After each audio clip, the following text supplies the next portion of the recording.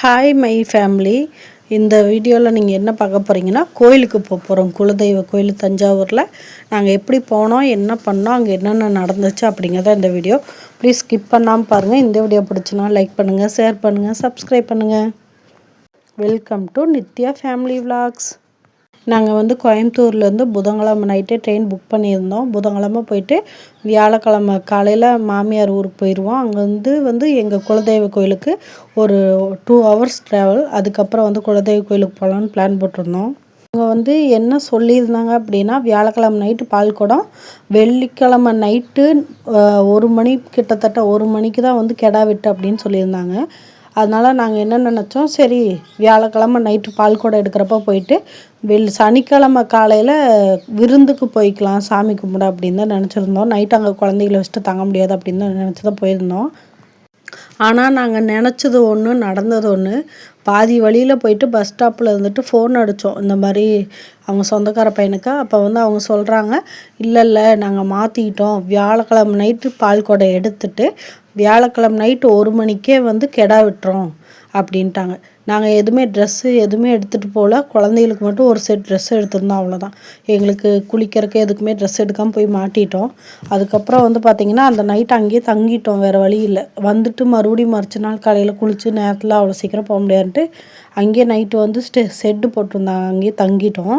நாங்கள் கிட்டத்தட்ட 4 மணிக்கெல்லாம் கோயிலுக்கு போயிட்டோம். 4 மணிக்கு பால்குடம் எடுக்கிறேன்னு சொன்னாங்க. கிட்டத்தட்ட எடுக்கிறப்பயே மணி 6:30 ஆயிடுச்சு.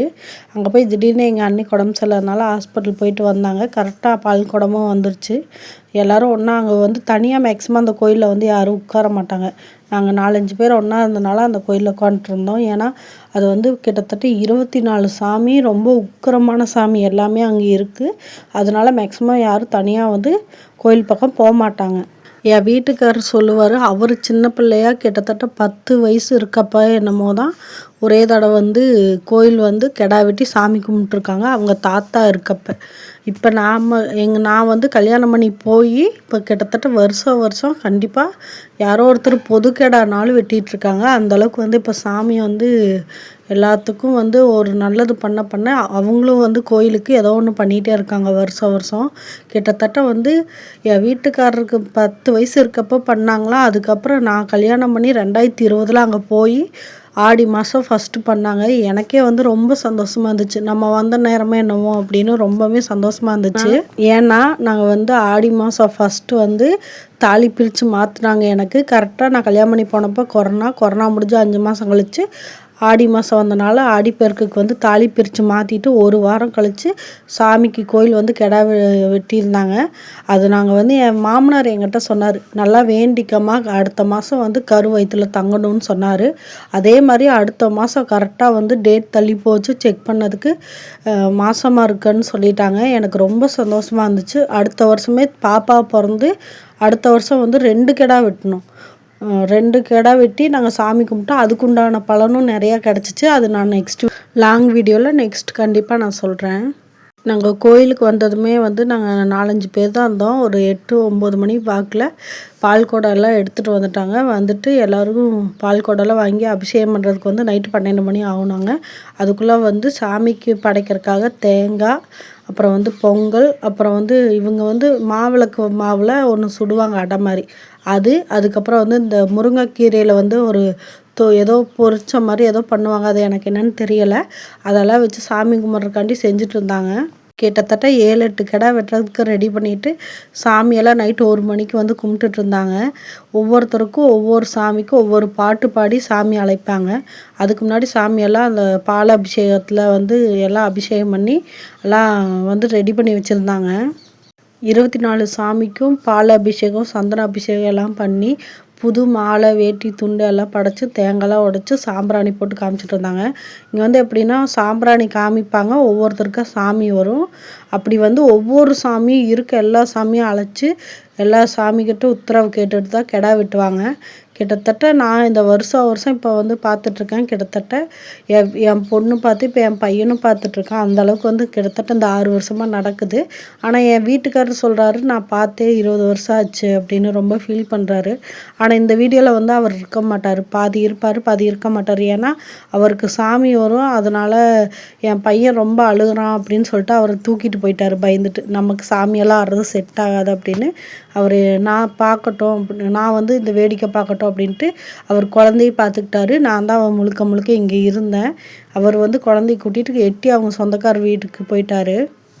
ஃபஸ்ட்டு வந்து சாமிக்கு வந்து விபூதி வச்சு சாமி கும்பிட்டுட்டு அப்படியே உடுக்கடிச்சு ஒவ்வொரு பேர் சாமியும் சொல்லி ஒவ்வொரு பாட்டு பாடுவாங்க. ஒவ்வொரு பாட்டுக்கும் அந்தந்த சாமி வந்து ஒவ்வொரு மாதிரி ரியாக்ட் பண்ணி ஆடுவாங்க. ஒவ்வொருத்தருக்கும் ஒவ்வொரு சாமி வருது. என் மாமனாருக்கு ஒரு சாமி வரும். அவர் வந்து தூங்கிட்டு எழுந்திரிச்சி வந்து நின்றுருந்தார். அதனால் வந்து அவருக்கு அப்பன்னு வந்து சாமி வரல. அதுக்கப்புறம் எல்லாம் முடிச்சுட்டு சாமி கும்பிட்டு வாக்கு சொல்லுவான்னு சொல்லுவாங்கள்ல, வாக்கு சொல்லிகிட்ருக்கப்ப திடீர்னு அவருக்கு சாமி வந்து அவர் ஆடினார். ஆனால் அதை வீடியோ எடுக்க முடியலை. செல்லு வந்து என் வீட்டுக்காரர்கிட்ட இருந்துச்சு. அவர் வந்து குழந்தைய கூட்டிகிட்டு தூங்க வச்சுட்டு அங்கேயே படுத்து அவரும் தூங்கிட்டார். அதனால் அதை வந்து வீடியோ எடுக்க முடியல. நான் கிட்டத்தட்ட 6-7 வருஷமாக வந்துட்டுருக்கேன். இத்தனை வருஷத்தில் வந்து இவ்வளோ கூட்டத்தை பார்க்கல. ஏன்னா அவங்க வந்து புதுசாக வேறு ஒரு ஊர்லேருந்து வந்து அவங்க குலதெய்வம்னு கண்டுபிடிச்சி இப்போ புதுசாக வந்து கிடா வெட்டிகிட்ருக்காங்க. கிட்டத்தட்ட 7 கிடா கொண்டு வந்து வெட்டினாங்க. அவங்க யாருக்குமே வந்து குலதெய்வம் தெரியாதா. கிட்டத்தட்ட 20 வருஷமாக தேடிட்டு இருந்து இப்போ தான் வந்து யாரோ ஜோசியர்கிட்ட போய் கண்டுபிடிச்சி கேட்டு அவர் சொல்லி அதுக்கப்புறம் வந்து அவங்க சாமிக்கு பண்ணி ஆகணும்னு சொல்லிட்டு கிடாயி அப்புறம் அந்த ஜாமான் என்னென்ன ஜாமானோ எல்லாமே கொண்டு வந்து சாமிக்கு வந்து படைச்சி சாமி கும்பிட்டுட்டு போனாங்க. உண்மையாக உங்கள் குலதெய்வம் ஏதோ நீங்கள் அதை கண்டிப்பாக சாமி கும்பிடுங்க. கண்டிப்பாக நீங்கள் நினச்சதை கண்டிப்பாக கொடுப்பாரு. ஏன்னா நான் நினச்சது இப்போ கிட்டத்தட்ட எல்லாமே எனக்கு கொடுத்துருக்காரு. நான் எதுவுமே அந்த கடவுள்கிட்ட கேட்டு எனக்கு இல்லைன்னு சொன்னதே இல்லை. எங்கள் குலதெய்வம் பார்த்திங்கன்னா திருவாரூர் மாவட்டம் மன்னார்குடி பக்கத்தில் ஒரு ஊரில் இருக்குது. உங்கள் குலதெய்வம் எங்கே இருக்குன்னு கமெண்ட் பண்ணுங்கள். தயவு செஞ்சு ஒவ்வொரு குலதெய்வ கோயிலுக்கும் நீங்கள் போகணுன்னு நினச்சிங்கன்னா தட்டி கழிக்காதீங்க. கண்டிப்பாக போயிட்டு வந்துடுங்க. ஏன்னா எங்கள் மாமியார் வந்து உடம்பு சரியில்லாமல் கிட்டத்தட்ட 1 மாதம் பெட்டில் எந்திரிச்சு உட்கார கூட முடியாமல் தான் இருந்தாங்க. இந்த சாமியை வேண்டிக்கிட்டு எல்லாருமே மனசார வேண்டிக்கிட்டு இருந்தனாலேயே என்னவோ எங்கள் சாமியை வந்து அருள் வாக்கு சொல்கிறப்ப என்ன சொல்லுச்சுன்னா, நான் இடத்துக்கு வந்தோன்னை பார்த்தேன், அதனால தான் நீ கண்ணை முழிச்ச அப்படின்னு சொல்லி சாமி அழுதுச்சு எங்கள் கையை பிடிச்சி. எங்களை வந்து அது ரொம்ப இது பண்ணுச்சு. ப்ளீஸ் இந்த வீடியோ பிடிச்சுன்னா லைக் பண்ணுங்கள், ஷேர் பண்ணுங்கள், சப்ஸ்கிரைப் பண்ணுங்கள். பாய். நெக்ஸ்ட் வீடியோவில் பார்க்கலாம்.